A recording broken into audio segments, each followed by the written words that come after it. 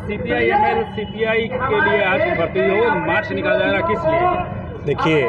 आज पूरे दुनिया के अंदर में जो हालात बना हुआ है और देश के अंदर में जो हालात बना हुआ है, ये जनता के खिलाफ में है, आमजन के खिलाफ में है। हम सब देख रहे हैं कि किस तरह से फिलिस्तीन के अंदर गाजा पर हमले हो रहे हैं। बच्चे, महिलाएं, सबकी नृशंस हत्या की जा रही है और अमेरिका का सह मिला हुआ है इजराइल को।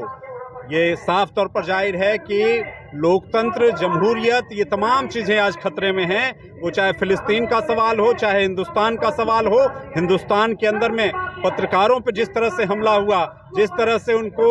एक तो जो मेनस्ट्रीम पत्रकारिता थी उनसे हटा दिया गया और हटाने के बाद में लोग अपना यूट्यूब चैनल चला रहे हैं, फेसबुक पर वो जनता के पक्ष में बोल रहे हैं, तो ऐसे लोगों पर कार्रवाई करना, गिरफ्तार करना, जेलों के अंदर में डालना, यह जाहिर करता है कि हिंदुस्तान के अंदर में भी अघोषित आपातकाल है, जिसके खिलाफ में आज सीपीआई, सीपीएम और माले के साथी तीनों संगठन मिलकर के पटना के अंदर में प्रतिरोध दिवस मना रहे हैं और सरकार को चेतावनी दे रहे हैं कि आप ऐसे अघोषित आपातकाल को देश की जनता बर्दाश्त नहीं करेगी, उसके खिलाफ सड़कों पर उतरेगी। आप कितने लोगों को जेलों के अंदर में डालेंगे, आप कितने लोगों का मुंह बंद करेंगे? हम तमाम लोग पत्रकार बन सकते हैं, जनता के दर्द को जनता तक ले जाने का हम खुद काम करेंगे। अगर आप अपने पत्रकार को गोदी पत्रकार बनाएंगे तो ऐसे सवालों को लेकर के और फिलिस्तीन के अंदर में अविलंब शांति कायम हो, वहाँ की जनता की सुरक्षा सुनिश्चित किया जाए, ऐसे मांगों को लेकर के हम यह प्रतिरोध दिवस मना रहे हैं और हमारा यह आंदोलन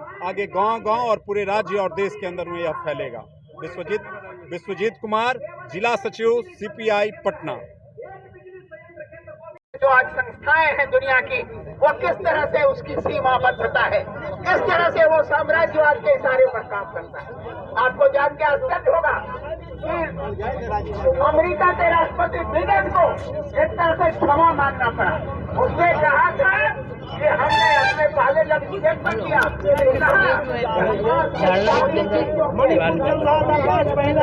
ये आज का जो प्रदर्शन है, ये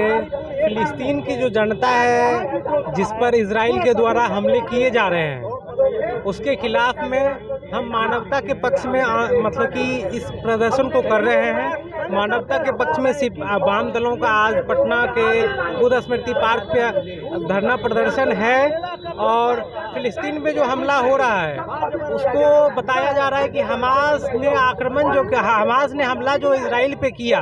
अगर हमास इजराइल पे हमला करता है तो उसके अगर आतंकवादी संगठन उसको मानते हैं तो उस पर आप कार्रवाई कीजिए, ना कि गाजा पट्टी में जो रह रहे आम आदमी है, सिविलियंस, उस पर जो हमला हो रहा है उसके खिलाफ में हम लोग हैं। और गाजा पट्टी में जो सुविधाएं बंद कर दी गई है, बिजली बंद कर दिया गया है, खाना बंद कर दिया गया है, अन्य तरह की सुविधाएं बंद कर दी गई है। इसका साफ साफ मतलब होता है कि इजराइल मानवता का विरोधी है और धर्म के आधार पे वो भेदभाव करके मानवता के खिलाफ है और उसके खिलाफ में हम लोग प्रदर्शन कर रहे हैं।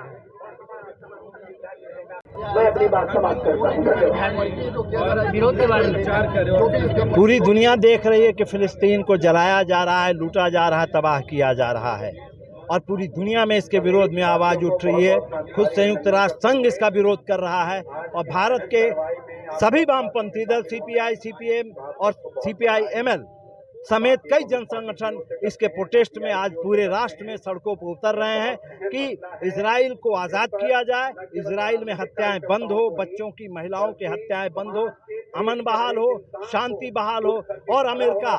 और ब्रिटेन के उकसावे से जो इजराइल के जरिए राजनीति की जा रही है वो उस पर लगाम लगाई जाए। दूसरी बात कि मोदी जी जो इजराइल के साथ अपनी दोस्ती जाहिर करते हैं, तो मोदी जी बताएं, जो 5 महीने मणिपुर पर चुप रहे लेकिन इजराइल पर तुरंत बोल रहे हैं, तो मोदी जी इजराइल पर दबाव दें कि वो युद्ध बंद करे, इजराइल की लूटी जमीन वापस करे, इजराइल में हत्याएं बंद करे, नागरिक जीवन बहाल हो, लोगों को खाना, पानी, बिजली वहां जाने दिया जाए, संयुक्त राष्ट्र संघ के सुझावों को लागू किया जाए। गुलाम सरवर जी,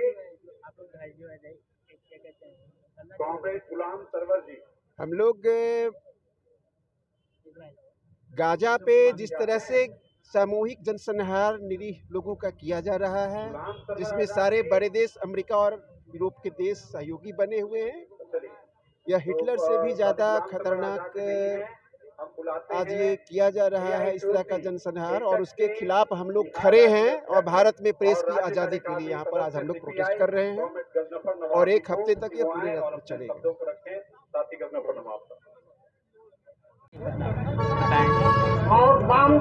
जिस तरीके से इजराइल ने फ़लस्तीन पर हमला किया है, छोटी सी जगह गाजा पट्टी जहाँ पर 20 लाख से ज़्यादा लोग रहते हैं, बच्चों को वहाँ मारा जा रहा है, औरतों को मारा जा रहा है, अस्पताल पे बम गिराए जा रहे हैं, एम्बुलेंस पर बम गिराया जा रहा है, पीने का पानी वहाँ नहीं है, बिजली काट दी गई है। तो पूरी तरह से एक पूरी आबादी का जनसंहार करने में इजराइल लगा हुआ है। हम लोगों की मांग है कि ये युद्ध तत्काल बंद होना चाहिए, इजराइल अपना हमला बंद करे। और जिस तरह से हमारे देश के प्रधानमंत्री इजराइल के पक्ष में खड़े हो गए हैं, ये आश्चर्यजनक है। भारत हमेशा जो पीड़ित होता है, पीड़ित के पक्ष में खड़ा रहता है, लेकिन प्रधानमंत्री आज इजराइल का साथ दे रहे हैं। अमेरिका आज इजराइल के साथ खड़ा हो गया है, और पूरी दुनिया में जिस तरीके से इजराइल के पक्ष में ये लोग खड़े हो रहे हैं, लग रहा है फिर एक बार विश्व युद्ध छिड़ जाए। तो बच्चों की हत्या, औरतों की हत्या, मानवता की ये हत्या है। इसलिए ये युद्ध बंद होना चाहिए, इजराइल हमला बंद करे, और जो भी मसला है उस पर बातचीत के जरिए इस पूरे मामले को हल किया जाए। चाहे वो हमास के जरिए मामला हो, चाहे वो फिलिस्तीन के तमाम सवालों को लेके हो, इस पर बातचीत की जानी चाहिए और मामले को शांतिपूर्वक हल किया जाना चाहिए। वो इस काम को कर रहा है। क्या आप जानते हैं कि उसी सोवियत यूनियन और दूसरे देशों के साथ उसको नेस्त नाबूद किया गया, अंत